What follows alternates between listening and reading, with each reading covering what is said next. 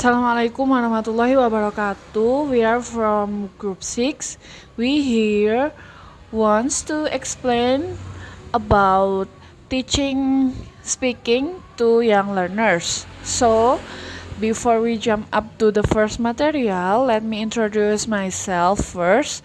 My name is Sinta Devi Rosalina, and the first is what is speaking? So, speaking is basically delivery of language through the mouth. When children begin speaking, they will make an experiment and play with the utterances that are made to form words and phrases such as bye bye or go bye bye. Play is a vital and important aspect of a child's development, and language is part of that play. Children also learn that words can be used as a form of entertainment. Children talk while they play, either alone or with their classmates. They practice conversation between one and another. In their play, they practice and adapt script that they have heard from adults either in person or on TV. Young children talk when they engage in make-believe activities. So, jadi speaking itu adalah penyampaian bahasa yang disampaikan melalui mulut. Jadi bahasa apapun yang disampaikan oleh mulut itu adalah speaking. Nah, seperti yang kita tahu, anak kecil bermain itu punya peran penting untuk tumbuh kembang anak kecil juga ya kan. Nah, tanpa kita sadari, anak kecil itu bermain selalu menggunakan menggunakan bahasa. Mereka selalu dengan speaking. Mereka pasti kalau bermain itu menggunakan their first language. Dengan begitu, itu jadi reminder buat kita kalau kita ingin mengajarkan second language ke anak kecil, maka yang paling bisa cepat ditangkap anak kecil itu adalah kita ngajarkan second language dengan cara bermain salah satunya. And then the next is background to the teaching of speaking. Speaking is also as important as other language skill in the overall language development of children.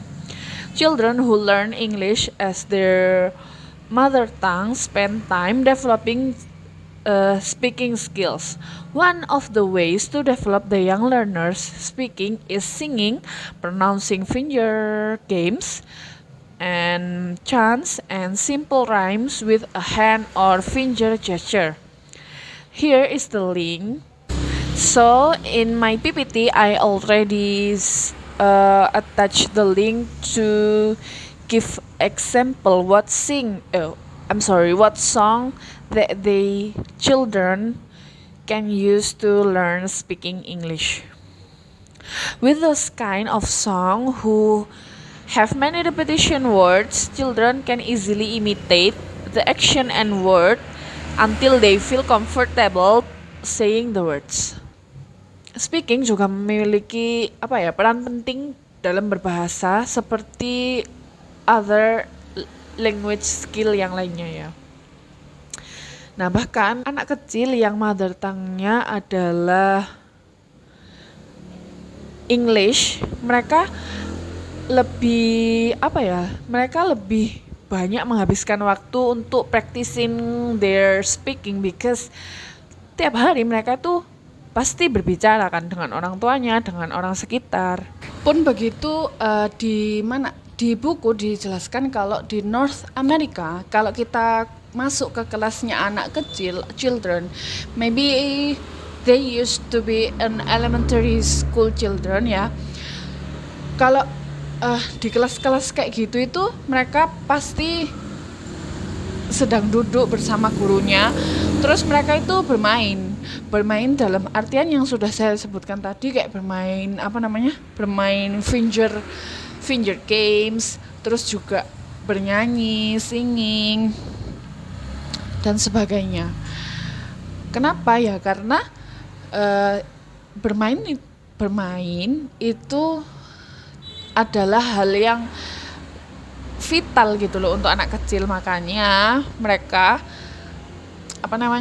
belajar belajar speaking itu juga bisa dari situ. Sudah saya kasih link di PPT saya untuk teman-teman semua bisa lihat seperti apa sih lagu yang bisa digunakan untuk belajar anak-anak.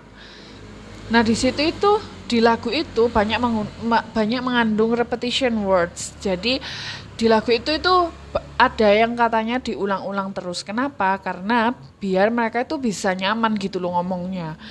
Nggak kaku lagi, nggak medok lagi gitu ya.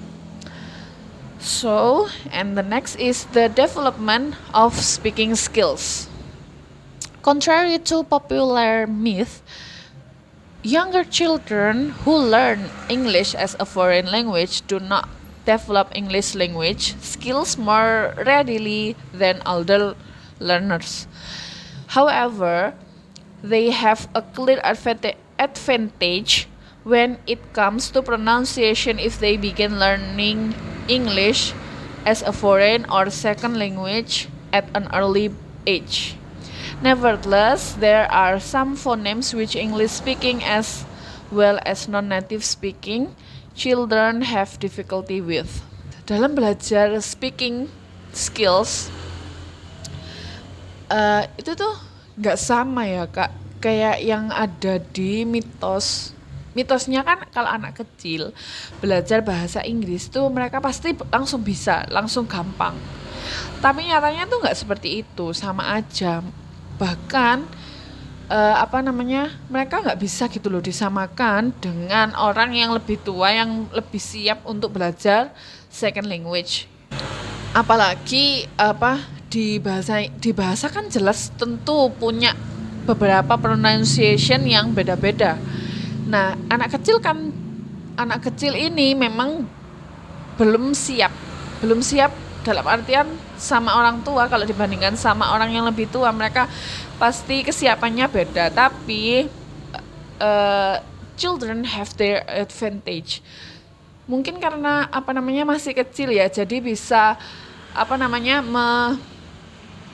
membiasakan diri dengan membiasakan diri dengan pronunciation yang ada, karena kan mereka masih kecil, masih banyak waktunya.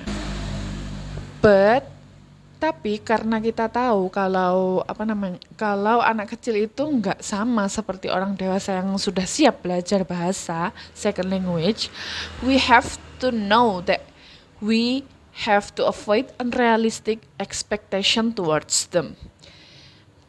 So, what is known about the development of English skills in native English children can be used to influence the way we teach English to young ESL or EFL learners. The expectation for children learning ESL or EFL should not be greater or more demanding than the expectation of children learning to speak English as their mother tongue. We must realize that children who learn to speak English will not immediately be as perfect as those who speak their native English. Jadi seperti yang sudah saya jelaskan tadi ya, kita tuh nggak boleh punya unrealistic expectation towards young learner who learn English as their second language.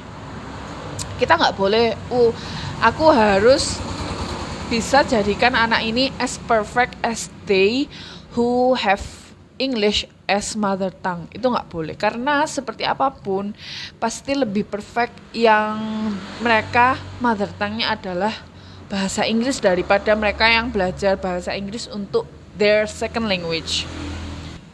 And then the next is mean length of utterances. Educators and linguists examining native English development look at the child's mean length of utterances, or MLU. MLU is the number of morphemes found in a child's speech sample. Morpheme is the smallest unit of meaning in a word. For example, the prefix p means to and is considered as a morpheme. And then the next is pronunciation and young learners. When young learners learn to speak English in their native language, they sometimes have difficulty articulating certain phonemes such as the or r or r. These difficulties can occur due to developmental factors. As most children grow and develop, they become able to articulate different English phonemes. Some native speaking children even need articulation therapy to learn how to pronounce certain words.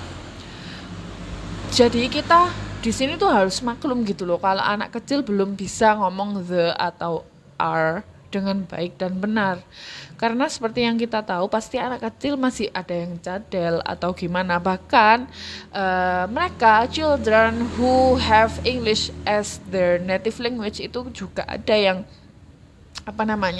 ada yang harus sampai terapi untuk bisa pronounce some phonemes. Jadi kita harus memaklumi lah intinya kalau anak kecil belum bisa menyebutkan fonem-fonem tertentu. And then on my PPT I already attach the list that are the voices and ages when the child is expected to master different English sound.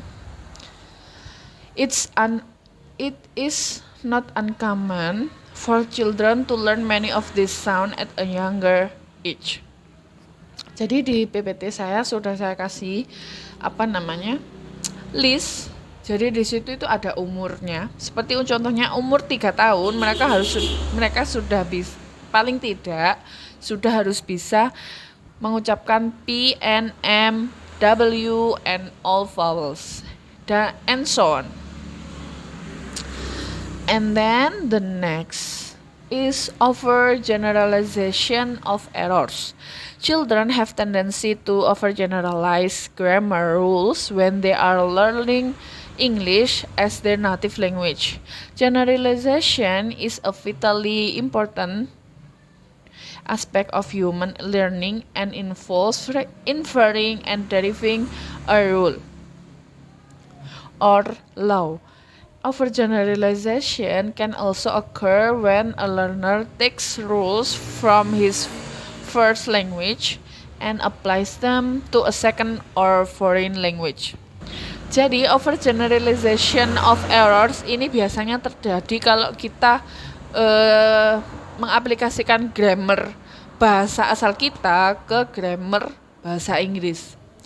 Seperti contohnya saya suka es krim coklat. Itu kan kalau bahasa Indonesia, saya suka es krim coklat. Nah, kalau di bahasa Inggris kan harusnya I like chocolate ice cream. Itu kan yang benar. Tapi anak ini itu bilangnya bukan I like chocolate ice cream. I'm sorry. Tapi anak ini bilangnya bukan I like chocolate ice cream, but dia bilangnya I like es krim coklat. Nah, itu kan aslinya salah ya. Itu aturan dari bahasa Indonesia yang di-apply sama dia ke bahasa Inggris. Nah, itu adalah contoh overgeneralization of errors. Gitu teman-teman. So and then the next material will be explained by my friend Fredo Hanafi. Time is yours. Activities. Speaking activities are an important part of any young learner's ESL and EFL classroom and are often considered the focal point of instruction. The specific techniques and tasks that you choose should be based on the aims of the program coupled with the learner's stage of development.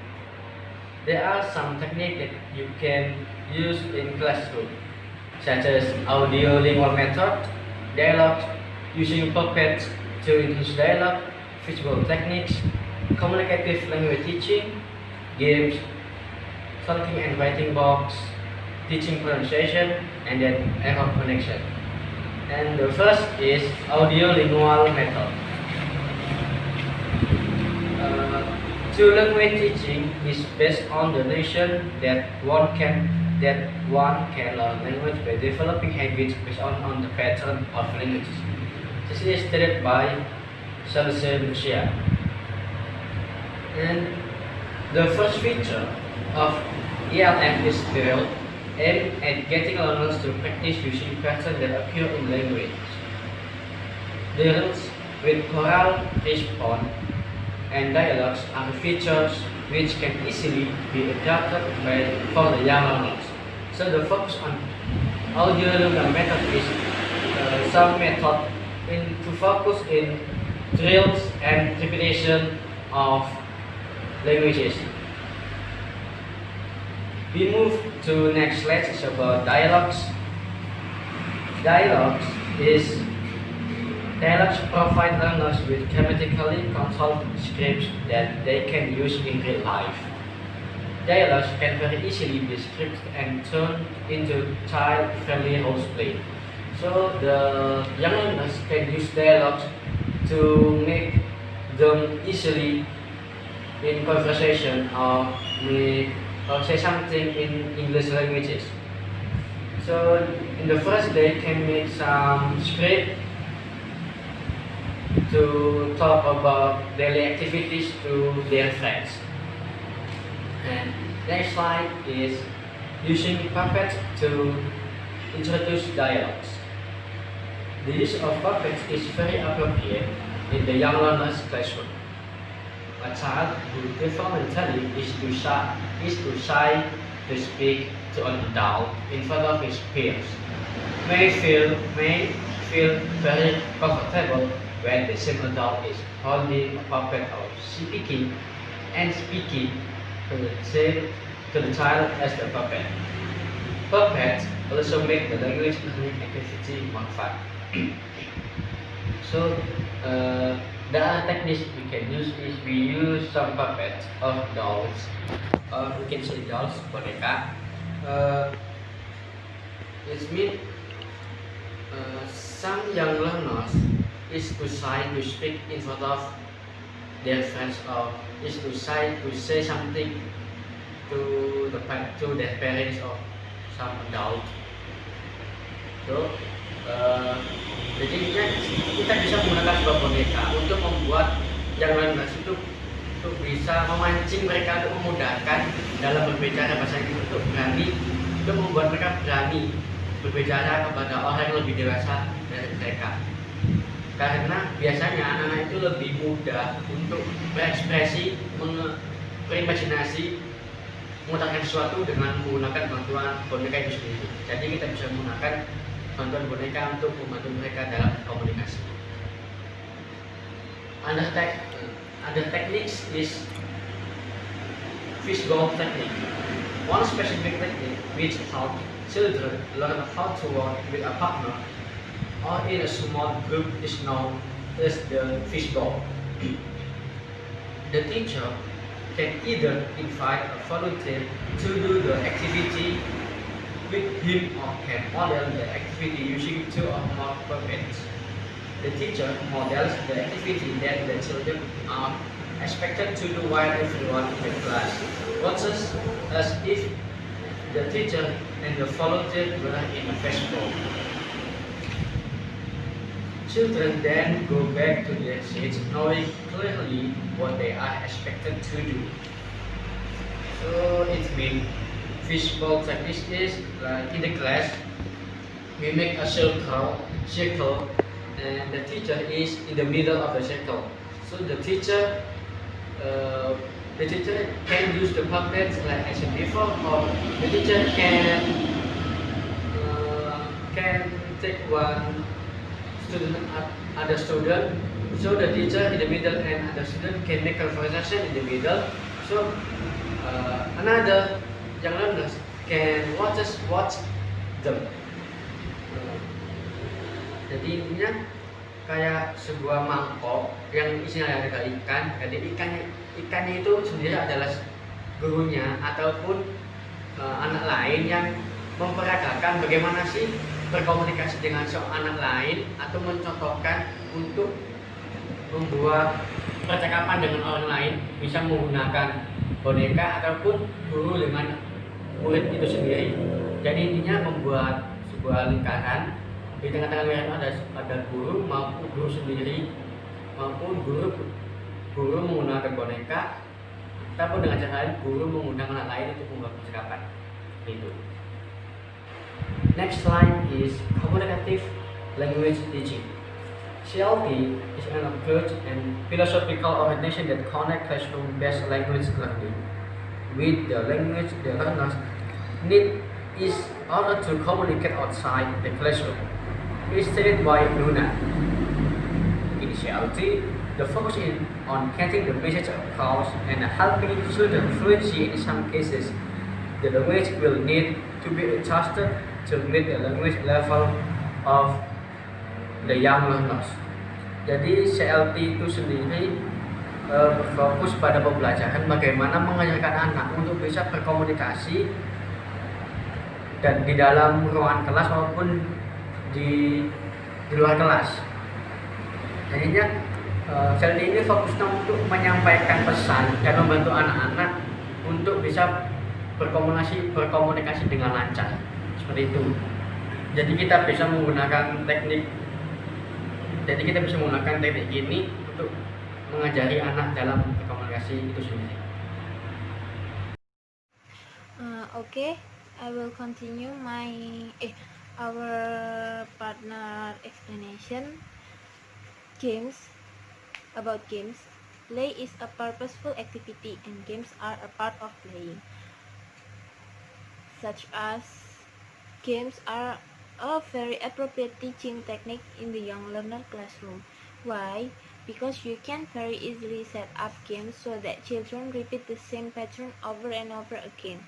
Games can also be structured to maximize English language use. When I give the rule for a game, I always make using English as a game rule.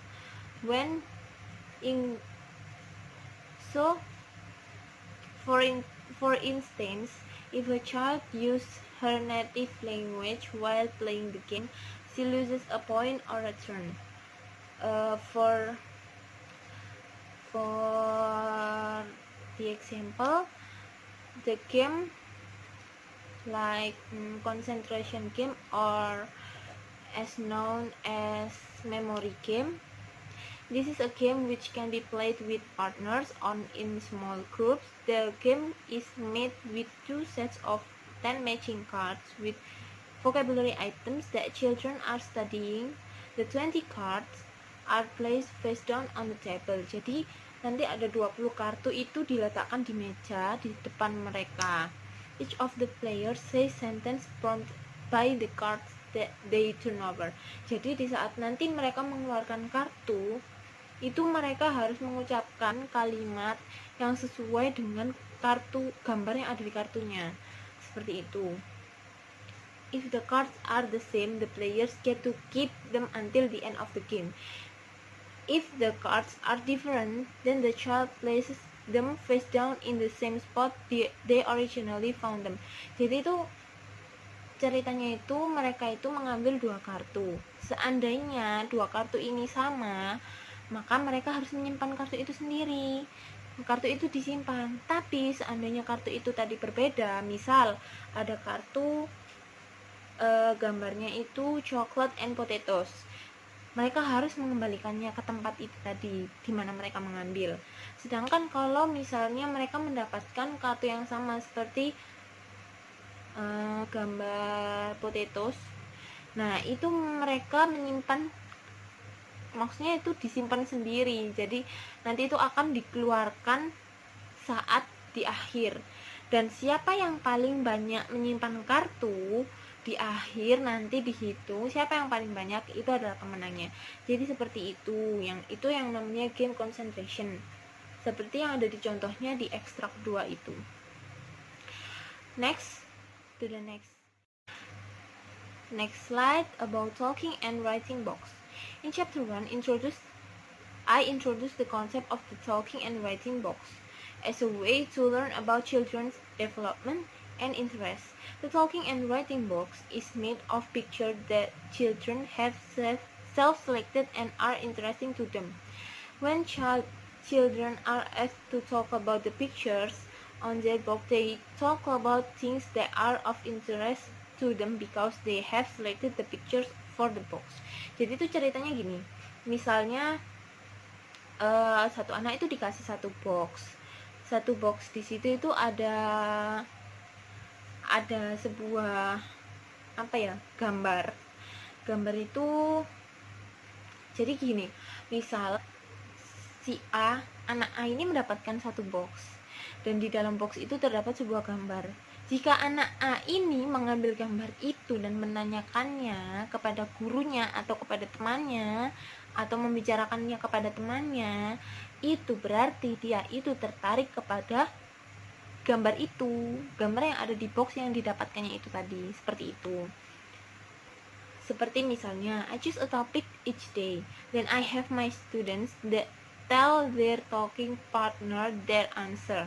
I usually select 2 or 3 volunteers to talk about their answers. By using the talking and writing box, children are able to personalize the information that they share.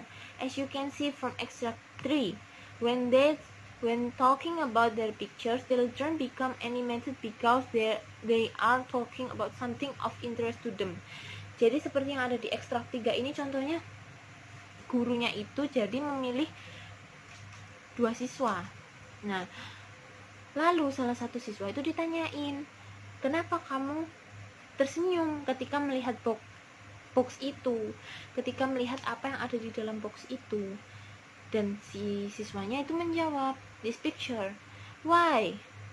Dijawab kembali, it's my Uncle Jonathan, he is so funny on my birthday, bla bla bla. Jadi, kenapa dia tersenyum? Ternyata di situ ada gambar pamannya, yaitu yang bernama Donald. Pamannya Donald ini orangnya yang sangat lucu, funny, begitu. And let's go to the next slide, please. About teaching pronunciation. Rhymes, finger plays, and chants help native English speaking children learn how to pronounce words correctly. You can select rhymes and finger plays that focus on a specific phoneme or sound or set of sounds. Most English language course books contain rhymes, poems, and chants as part of the program. Children may have trouble pronouncing certain English language sounds. For example, children who speak some Asian languages may have difficulty pronouncing the English language R and L because of the way that they occur or their absence in their native language. A speech therapist introduced me to the use of mirror in the young learner classroom. She pointed out that children who have difficulty with certain sounds often do not know how to form their lips and mouths in such a way as to correctly articulate the sound.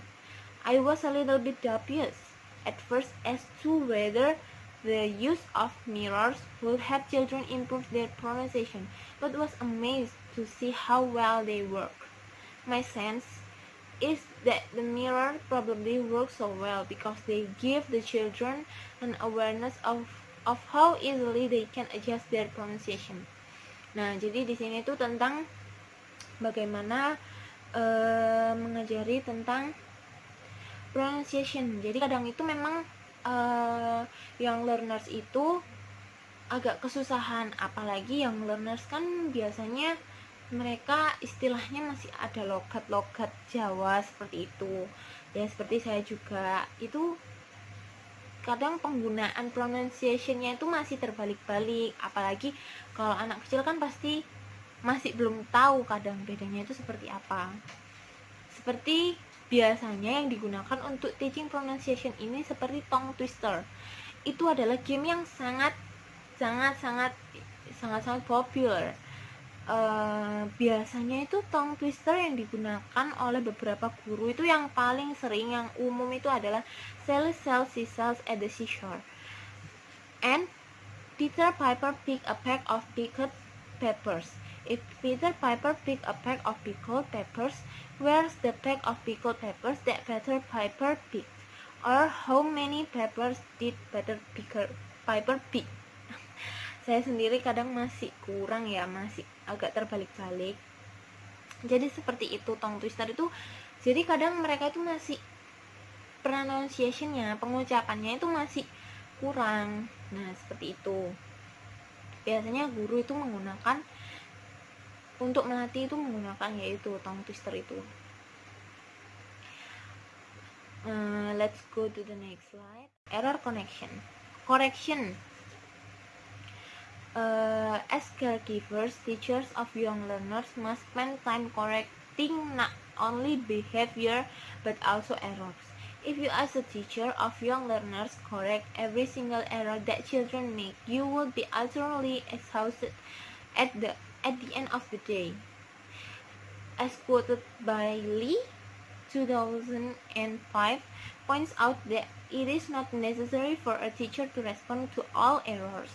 I agree and don't respond to all the errors in my classroom. I think that responding to too many errors can discourage children from communicating and talking. Jadi menurut Bailey itu di sini kalau misalnya seandainya ada anak yang tiba-tiba dia tuh salah gitu. Jadi itu kayak nggak boleh langsung dipotong, nggak boleh langsung di-cut atau ditegur di depan teman-temannya, karena itu akan mengurangi rasa percaya dirinya mereka, menimbulkan rasa malu, bahkan mungkin itu akan menjadi trauma untuk beberapa siswa yang penakut atau pemalu. Biasanya seperti itu. I'm also very cautious in how I respond to errors, since I know that embarrassment and shame are two of the things that can be potentially damaging to young learners. Jadi malu sama istilahnya tuh, malu itu biasanya paling besar ya damage-nya itu kalau ke anak-anak itu, apalagi ke anak-anak. Pasti mereka bahkan kadang untuk beberapa anak yang penakut dan pemalu itu, untuk bisa menjawab saja biasanya mereka itu membutuhkan waktu dan persiapan yang cukup lama. Maka dari itu, menurut Bailey itu kalau ada anak yang salah pasti harus dibenarkan, tapi jangan langsung di-cut, maksudnya itu seperti itu. I like to handle errors by modeling and providing children with the correct grammar or pronunciation. I decide which error I will focus on. Nah, jadi dia itu gimana ya, seperti yang maksudnya Bailey itu di sini itu, kalau jadi guru itu jangan, kalau ada yang salah itu nanti jangan kemana-mana kesalahannya, fokus benarkan atau fokus pada kesalahan satu itu saja.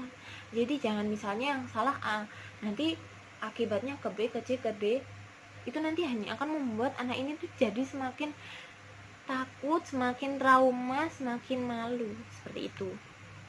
I think about the children's development and any errors they may make because of interference from their native language. I also want to encourage fluency and try to make sure that I don't dampen the children's enthusiasm for communicating in English. Notice how in extract 4 the teacher corrects error. Jadi seperti yang ada pada contoh ekstrak 4 ini, what does she do at 6? Nah, gurunya kan tanya what does he do, tapi siswanya menjawab she do her math homework at 6. Lalu gurunya mengulangi lagi, she does her math homework at 6. Yes, she does her math homework at 6. Emphasize the words does. because the error is thus. Let's look at another picture. Tell me what does he do at 7? Siswa yang kedua menjawab, he do karate. He does karate. Yes, he does karate. The teacher pulls out the dog puppet, Winston. Winston, can you help us with something? Si Winston yang menjawab. Teacher changed her voice to assume the role of Winston. Yes, I like to help. Nah, gurunya lagi points to the third picture. Winston, what does he do at 6? Lalu Winston menjawab, he does his English homework. Good, Winston. Alright, everyone. What does he do at 6? All the students answer, he does his English homework. Very good. Again, lalu siswanya menjawab lagi, he does his English homework. The teacher continues the same procedure with other items. Jadi seperti itu.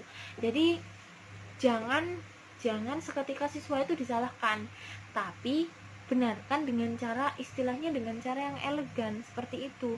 Seandainya salah, gimana ya, seperti yang udah dicontohkan, jadi tekankan kepada katanya saja, seperti itu. Jadi seperti itu. Thank you. Let's go to the next explaining from my other partner. Okay, Assalamualaikum warahmatullahi wabarakatuh. I am Fauzi Usria, the fourth presenter of 6th group. Okay, so we come to the next slide, that is managing speaking activities. In this slide, we focus on managing the noise level, which has some points, some important points, which are the first, how to manage the noise in class without contribution to the noise level. And the second is giving the students a visual cue or something like a code to to as the solution of managing the noise level. So as we know that teacher is the one who can maintain a certain level of control in the classroom. So in short, teacher is the one who control the big, who has the big control to managing the activity, the learning activities in the classroom. In speaking class, noise becomes an important thing to be controlled during speaking activity. However, teacher should give numerous opportunities to children to speak in class even though they can get loud. So it is like a big challenge for the teacher to balance whether the children need to practice their skill of speaking, but also if they practice and the teacher should still control the noise level of the class. So that's why managing the noise level is the key of managing speaking class.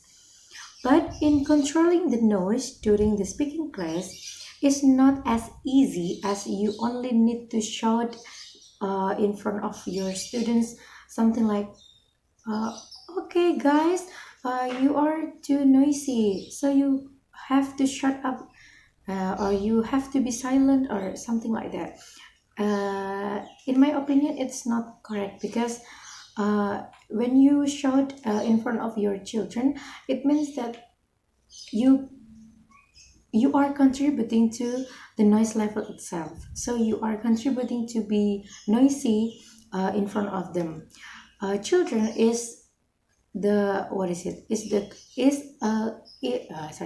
children are good imitators, so they will imitate what they see, what they hear, what they listen, something like that. So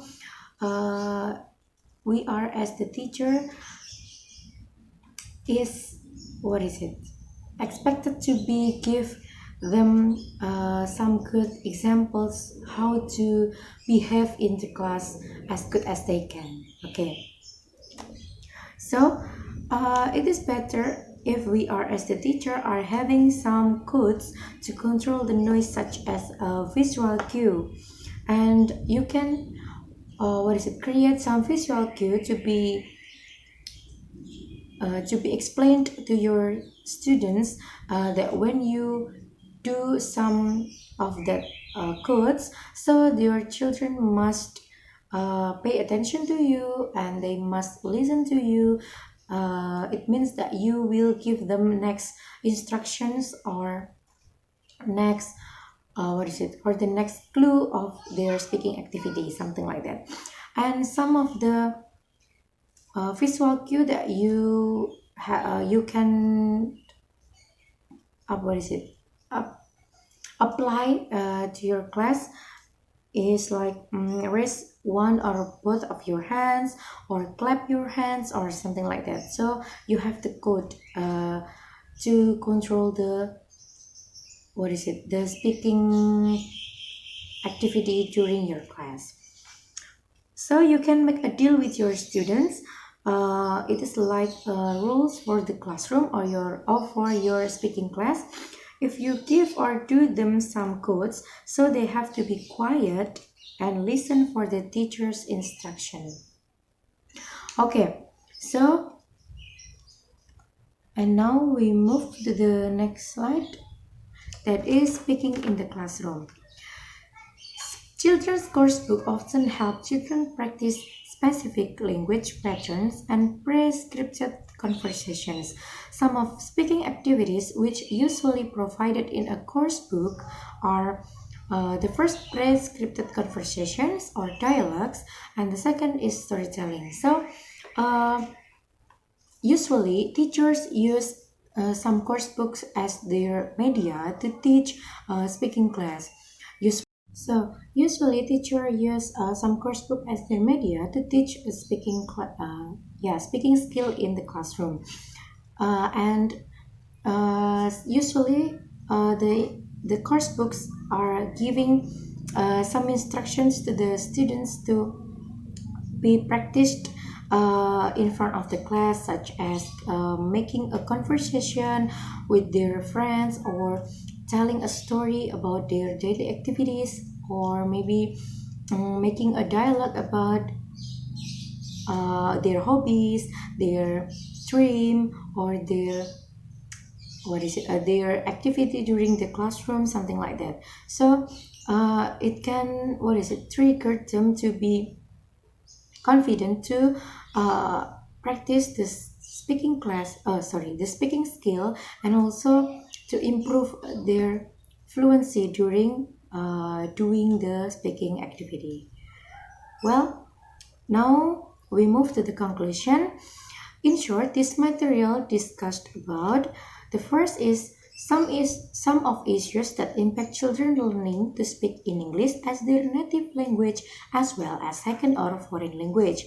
The second, some ways of blending techniques designed primarily for children learning English as their primarily for children learning English. The third, techniques for gently and kindly correcting children's error. And the last is some of the challenges of and strategies for managing speaking tasks in a classroom with young learners. Well, that's all our presentations today. Hope you can understand this material easily. And thank you. See you on the discussion sessions on Thursday on EFC class. Wassalamualaikum warahmatullahi wabarakatuh.